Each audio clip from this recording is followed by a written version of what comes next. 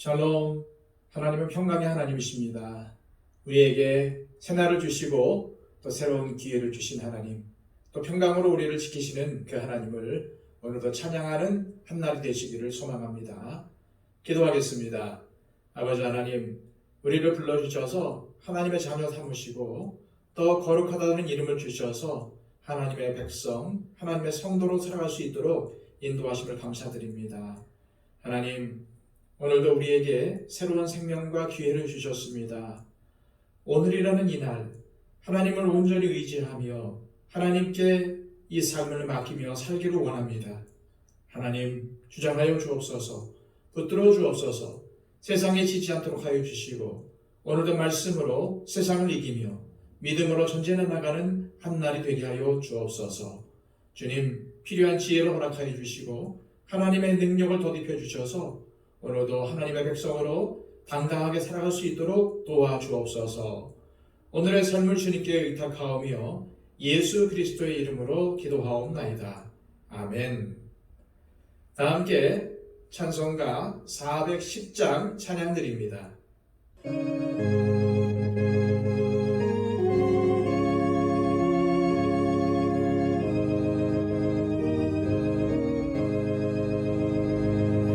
내 맘에 한 노래 있어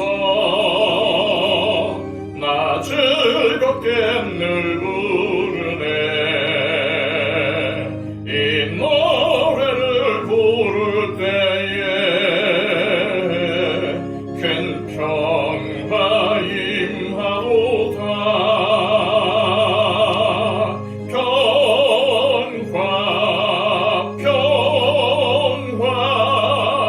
하나님 주신 선물 그 놀라운 주의 평화 하나님 선물일세. 주 십자가 지심으로 날 구원해 주셨으며 주 예수님 고난받아 나 평화 누리도다. 평화 하나님 주신 선물 그 놀라운 주의 평화 하나님 선물일세. 나 주님께 영광 돌려 참 평화가 넘치도다. 주 하나님 은혜로서 이 평화 누리도다. 평화 하나님 주신 선물 그 놀라운 주의 평화 하나님 선물일세. 이 평화를 얻으려고 주 앞으로 나아갈 때 주 예수님 우리에게 이 평화 주시도다.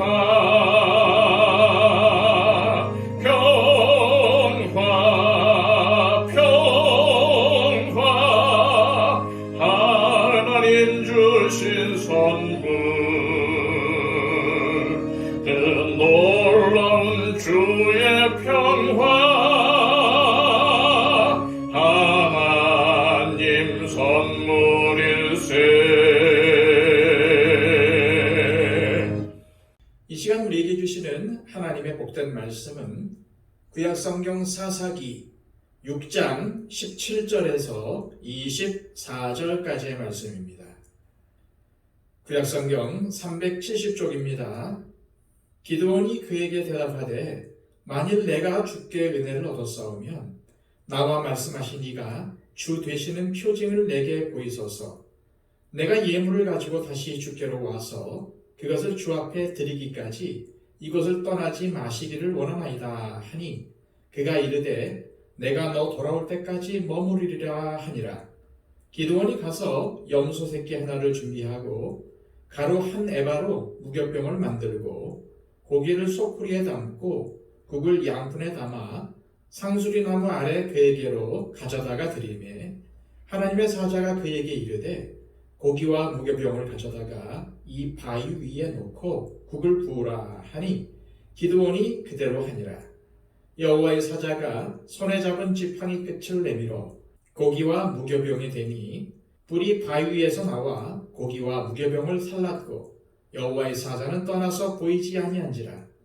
기드온이 그가 여호와의 사자인 줄을 알고 이르되 슬프도소이다 주 여호와여 내가 여호와의 사자를 대면하여 보았나이다 하니 여호와께서 그에게 이르시되 너는 안심하라 두려워하지 말라 죽지 아니하리라 하시니라.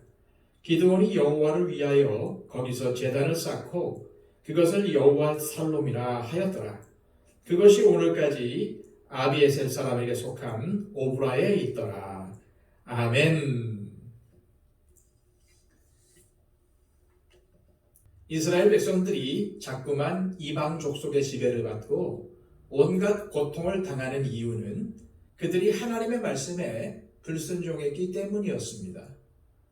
이스라엘 백성들이 자꾸만 이방 족속들의 지배를 받고 온갖 고통을 당하는 이유는 그들이 하나님의 말씀에 불순종했기 때문이었습니다. 하나님은 하나님 외에 다른 신들을 섬기지 말라고 여러 차례 이스라엘 백성들에게 말씀하셨습니다. 하지만 이스라엘 백성들은 너무나도 빨리 하나님을 버리고 가나안 땅의 신들을 섬겼습니다. 사실 가나안에 정착하기 전 이스라엘 백성들의 주된 생업은 목축업이었습니다.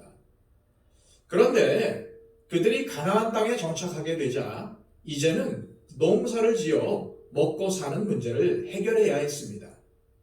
그런데 농사를 잘 지으려다 보니 자연스럽게 이미 그 땅에서 농사를 짓고 살아왔던 가나안 민족의 말에 귀를 기울일 수밖에 없었습니다. 물론 가나안 민족의 농사 기술을 전수받는 것이 나쁜 것은 아닙니다. 문제는 그 과정에서 가나안 땅 백성들이 섬겼던 우상까지도 고스란히 받아들인 것입니다. 그 이유는 이스라엘의 하나님은 목축을 주로 담당하는 신이지만 가나안 민족이 섬기는 바알은 농사를 관장하는 신이라는 그릇된 생각 때문이었습니다. 그래서 이스라엘 백성들은 농사의 풍년을 기원하면서 바알에게 의지하려고 했던 것입니다. 하나님은 미디안에게 7년 동안 압제당했던 이스라엘을 구원하시려고 기드온을 사사로 세우셨습니다. 하지만 기드온은 처음엔 하나님의 뜻을 잘 받아들이려 하지 않았습니다. 오히려 불평과 원망을 쏟아내었습니다. 하나님의 권능을 의심하기까지 했습니다. 그러나 하나님은 그를 책망하지 않으시고 그를 통해서 이스라엘을 반드시 구원하시겠다고 격려하셨습니다. 그런데도 기드온은 하나님의 말씀을 온전하게 신뢰하지 못했고 표징을 보여달라고 요청했습니다. 기드온은 하나님의 말씀을 믿음으로 받아들이려고 하지 않고 이방인들이 구하는 것과 같이 눈에 보이는 표징을 통해서 확신을 갖고자 했던 것입니다. 그래서 그는 염소 새끼를 준비하고 가루 한 에바로 무교병을 만들고 고기와 국물까지 그릇에 담아 상수리 나무 밑에 있는 여호와의 사자에게로 가져왔습니다. 그러자 어떤 일이 벌어졌나요? 20절, 21절 말씀입니다. 하나님의 사자가 그에게 이르되 고기와 무교병을 가져다가 이 바위 위에 놓고 국을 부으라 하니 기드온이 그대로 하니라. 여호와의 사자가 손에 잡은 지팡이 끝을 내밀어 고기와 무교병에 대니 불이 바위에서 나와 고기와 무교병을 살랐고 여호와의 사자는 떠나서 보이지 아니한지라. 솔직히 바위 위에 고기와 무교병을 놓고 그 위에 국물을 부으면 고기와 무교병이 불에 잘 타겠습니까? 당연히 불에 타지 않습니다. 그래서 이것은 여호와의 사자가 기드온 앞에서 표징을 행할 때에 의도적으로 어렵게 상황을 만들었다는 것을 알 수 있습니다. 또한 고기와 무교병에 불이 붙었다는 것은 하나님께서 기드온이 드린 예물을 받으셨다는 의미입니다. 즉 하나님께서 기드온에게 크신 은혜를 베푸신 것입니다. 그러자 이것을 본 기드온은 갑자기 부르짖기 시작했습니다. 22절입니다. 기드온이 그가 여호와의 사자인 줄을 알고 이르되 슬프도소이다 주 여호와여 내가 여호와의 사자를 대면하여 보았나이다. 이스라엘 백성들은 하나님을 대면하면 죽는 줄로 알고 있었습니다. 그래서 기드온도 하나님의 사자를 직접 대면했기 때문에 죽을까봐 무서워서 벌벌 떨었던 것입니다. 그런데 기드온이 죽었습니까? 아닙니다. 대신 하나님은 다음과 같이 말씀하셨습니다. 23절입니다. 여호와께서 그에게 이르시되 너는 안심하라 두려워하지 말라 죽지 아니하리라. 지금 기드온이 만난 하나님은 어떠한 하나님이십니까? 무서운 하나님입니까? 아닙니다. 위로해 주시고 격려해 주시고 힘을 주시는 하나님, 자비롭고 은혜로우시며 노하기를 더디하시는 하나님, 인자와 긍휼함이 풍성하신 하나님을 기드온은 만난 것입니다. 따라서 이러한 하나님을 만난 기드온은 상수리 나무 아래에 제단을 쌓고 그것 이름을 여호와는 평강이라는 뜻을 가진 여호와 샬롬이라고 불렀던 것입니다. 기드온은 평강의 하나님, 평화의 하나님을 상수리 나무 아래에서 뵐 수 있었습니다. 기드온은 이러한 하나님의 은혜를 받을 만한 사람이 아니었습니다. 하나님의 능력을 의심했을 뿐만 아니라 하나님을 원망하고 불평했습니다. 표징까지 구했습니다. 그런데도 하나님은 그를 이스라엘의 사사로 세우셨습니다. 우리는 하나님께서 굳이 믿음도 연약하고 두려움도 많은 기드온을 왜 사사로 세우셨는지 명확히는 알 수가 없습니다. 단지 불명한 사실은 하나님이 그를 선택하셨다는 것이고 비록 부족한 사람이지만 그를 통해서 하나님의 뜻을 이루어 가셨다는 사실입니다. 비록 저와 여러분이 부족하고 연약한 존재임에도 이렇게 살아갈 수 있는 것은 여호와 샬롬, 즉 하나님의 평강이 함께 하시기 때문임을 기억하시길 바랍니다. 흥미롭게도 기드온이 하나님을 위해 단을 쌓고 여호와 샬롬이라고 불렀던 곳은 원래 가나안 신들을 예배하던 장소였습니다. 그런데 어느 날 그 상수리 나무 아래에 여호와의 사자가 임했습니다. 우상이 지배하던 공간에 여호와의 사자가 등장한 것입니다.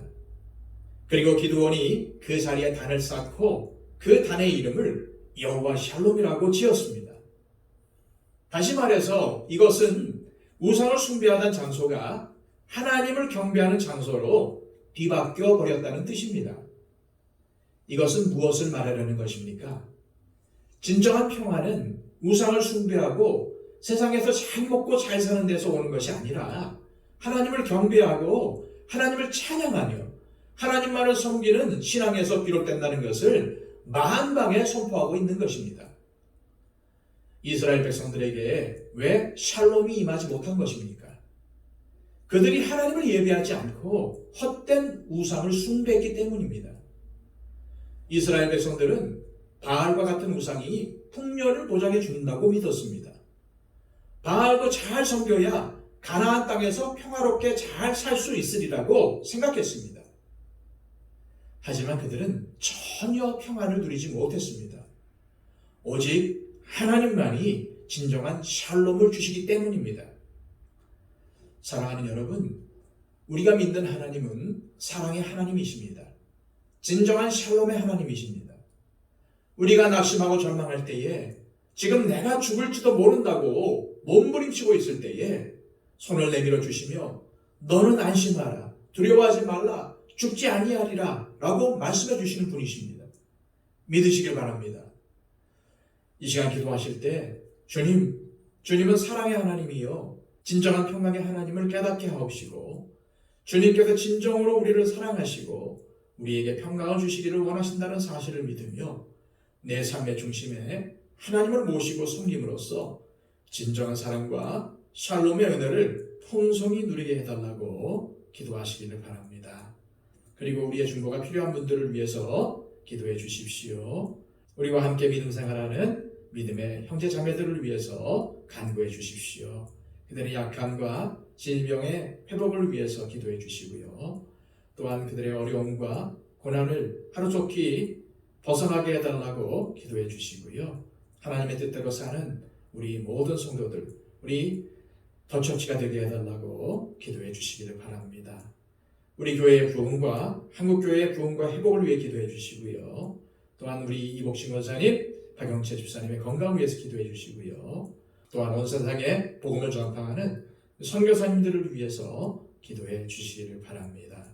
그리고 온 땅에 이 세계 가운데 전쟁이 그치게 해달라고 온 세상에 평강을 달라고 평강의 하나님 여호와 샬롬의 하나님께 간구하시기를 바랍니다.